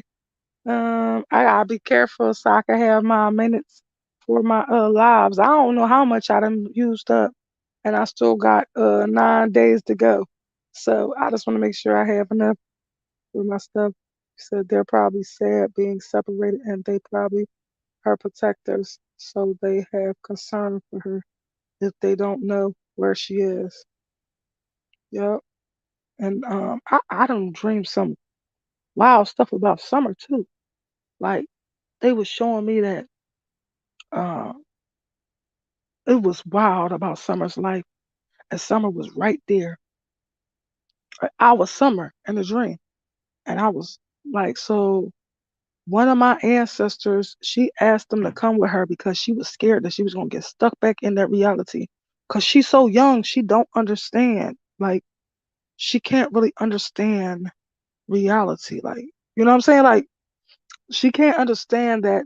If because she wanted to show me something. She told my ancestor, I want to show Ross something. And so she wanted them to come with her because she thought somehow she would get stuck in this reality of what used to be her life. That's how horrible her life was. So, so the ancestor came with him. So I look and I see the ancestor. I'm like, I just thought it was my regular life because I see this person that is my ancestor. So I didn't realize I was Summer yet. So then I'm sitting in this place, I'm looking at this TV, uh, so I can get back to you. Okay, so I'm looking at this TV and I see this person, I'm looking at this TV and my ancestors on the other side of me, and we both watching this TV in this place.